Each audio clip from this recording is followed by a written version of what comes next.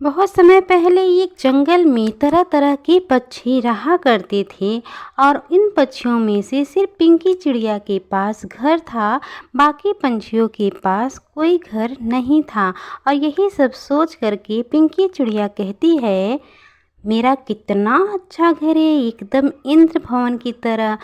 बाकी पंछियों के पास तो कोई घर ही नहीं है। वीडियो में आगे बढ़ने से पहले अगर आप अपने पापा से प्यार करते हो तो एक लाइक और एक सब्सक्राइब कर दीजिएगा, क्योंकि इस दुनिया में सिवाय पापा ही होते हैं जो हमारे लिए अंगारों पे भी चलने के लिए तैयार हो जाते हैं। और अपने पापा के लिए ये वाला इमोजी भी सेंड कर दीजिएगा। वहीं पे बैठी दूर डाल पे टुनटुनी चिड़िया ये सब बातें सुन रही होती है और फिर कहती है, ये पिंकी चिड़िया भी अजीब ही है, अपना ही घोंसला देख के इतनी मग्न हुआ करती है और इसे इतना ज़्यादा घमंड है अपने घर पे। चलो कोई नहीं, हम लोग पार्टी कर रहे हैं तो बाकी जंगलों के पक्षियों की तरह इनको भी कह देते हैं। तभी टुनटुनी चिड़िया पिंकी चिड़िया के पास जाती है और फिर, क्या हुआ टुनटुनी, तुम ठीक तो हो ना? हाँ पिंकी, मैं बिल्कुल ठीक हूँ और जंगल में हम लोगों ने एक छोटी सी पार्टी रखी है और मैंने सोचा तुम्हें भी बुला लें। तुम आओगे तो हम सबको बहुत अच्छा लगेगा। क्या कहा? पार्टी? तुम लोगों के पास तो घर ही नहीं है और पार्टी कर रहे हो? हाँ टुनटुनी, ये बात तो सही है कि हमारे पास घर नहीं है, लेकिन हम लोगों ने जंगल की झाड़ियों के बीच ये टेबल लगा के रखा है और वहीं पर खेल कूद करेंगे। क्या हुआ पिंकी, ऐसे क्यों हंस रही हो? जिन पंछी के पास घर ही नहीं है वो क्या खुशियाँ मनाएंगे, वो क्या पार्टी करेंगे? ऐसा मत बोलो पिंकी, क्या जिसके पास घर नहीं होता वो खुशियाँ नहीं मना सकता?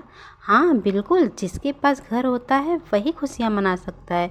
और वैसे भी तुम गरीब पक्षियों के मुंह तो मुझे लगना ही नहीं है। पिंकी चिड़िया से अपमानित होके टुनटुनी चिड़िया वहाँ से रोते रोते जंगल की तरफ निकल जाती है और तभी कालू कौवा उसको रोता देख रो के पूछने लगता है, क्या हुआ टुनटुनी, तुम रो क्यों रही हो?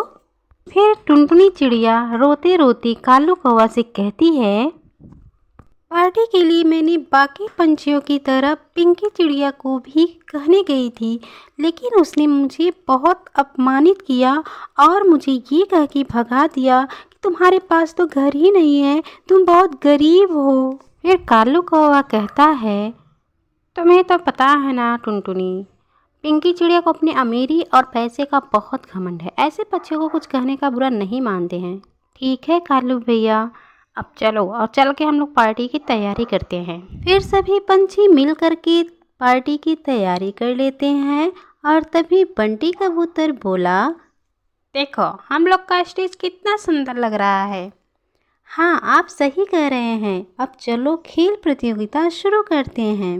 वो लोग खेल प्रतियोगिता शुरू ही करने वाले थे, तभी अचानक मौसम बदला और तेज बारिश शुरू हो गई। तभी कालू कौवा बोला, अरे ये क्या हो गया, हम लोगों ने तो इतनी मेहनत से स्टेज लगाया, हमारा कोई पार्टी नहीं हुआ, अब क्या होगा? कालू भैया स्टेज को तो छोड़िए, हम लोग कहाँ रहेंगे, पूरी रात बारिश होने वाली है, मौसम देख के लग रहा है, और हम लोग रात भर भीगने वाले हैं। मुझे तो बहुत ज़्यादा ठंड भी लग रही है, अब क्या होगा? बारिश में सभी पंछी थर थर करके काँप रहे थे और तभी कालू कौवा कहता है, हम सबको मिल करके कोई ना कोई रास्ता निकालना ही पड़ेगा। हाँ मेरे पास ये एक रास्ता है। कौन सा रास्ता भैया? आप सबको पता है कि इस जंगल में पिंकी चिड़िया के पास ही घर है, तो उससे हमें मदद लेनी चाहिए। उस घमंडी चिड़िया से तुम मदद मांगोगे? पता है जब मैं उसे सुबह न्योता देने गई थी तो उसने मेरा कितना अपमान किया था। वो हमारी कभी मदद नहीं करेगी। हाँ मुझे सब टुनटुनी चिड़िया बताई थी। नहीं ऐसी बात नहीं, वो मेरी बहुत अच्छी दोस्त है, वो ज़रूर हमारा मदद करेगी। और फिर सभी पंछी बंटी कबूतर की बात मान करके पिंकी चिड़िया के घर चले जाते हैं। पिंकी, ओ पिंकी, दरवाज़ा खोलो। कौन है बाहर? अरे मैं हूँ, बंटी कबूतर। पिंकी चिड़िया ने दरवाज़ा खोला। क्या हुआ, आज तो तुम लोग की पार्टी थी ना? तुम लोग का लटका हुआ चेहरा देख के तो लग रहा है कि पार्टी रुक गई है। हाँ पिंकी, बरसात की वजह से हमारी पार्टी खराब हो गई है। वो तो मुझे पहले से ही पता था कि ऐसा ही कुछ होने वाला है। वैसे तुम गरीबों को पार्टी की क्या ज़रूरत है? वो सब छोड़ो पिंकी, बाहर बहुत तेज़ बारिश हो रही है। तो तुम लोग मुझसे क्या चाहते हो? एक रात के लिए हम सबको यहाँ पे जगह दे दो, सुबह होते हम लोग चले जाएंगे। क्या कहा? मैं और तुम लोगों को आश्रय दूँ?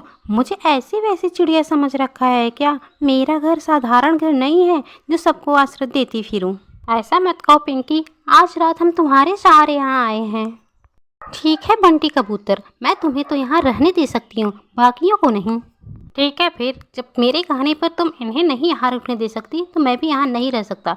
चलो दोस्तों, हम किसी पेड़ पे रह के रात गुजार लेंगे। बंटी कबूतर अपने दोस्तों के साथ वहाँ से चला जाता है और एक पेड़ पे रुक जाते हैं। कांपते हुए, आंसू बहाते हुए रात काटते हैं और फिर टुनटुनी चिड़िया कहती है, हमने बहुत बड़ी गलती कर दी। पिछले दिनों हमने पार्टी के लिए खेल कूद हर चीज़ की तैयारी की, लेकिन अपने लिए हमने कभी घर बनाया ही नहीं। काश कि हमने भी अपना घर बनाया होता तो आज इतनी दिक्कतें ना होती। मुझे लगता है अब हम लोग को एक लकड़ी का घर बना लेना चाहिए, ताकि कोई भी परेशानी हो तो हम लोग को किसी के घर जाके आश्रय मांगने की ज़रूरत ना पड़े। चलो अब हम लोग भी एक लकड़ी का घर बनाते हैं। पर टुनटुनी, लकड़ी का घर हम कैसे बनाएंगे? हमें तो घर भी नहीं बनाने आता और फिर लकड़ी भी तो चाहिए।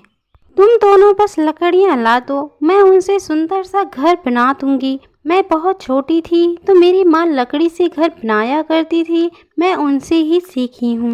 फिर बंटी कबूतर और कालू कौवा लकड़ी इकट्ठा करते हैं और फिर टुनटुनी चिड़िया उन लकड़ियों से सुंदर सा 3 घर बना देती है। फिर कालू कौवा कहता है, धन्यवाद टुनटुनी, तुमने अपने घर के साथ साथ हमारा भी घर बना दिया। और फिर तीनों दोस्त अच्छे से अपने घर में रहने लगते हैं। तो दोस्तों, कभी भी कोई भी मनोरंजन पार्टी करने से पहले अपना भविष्य संवार लेना चाहिए।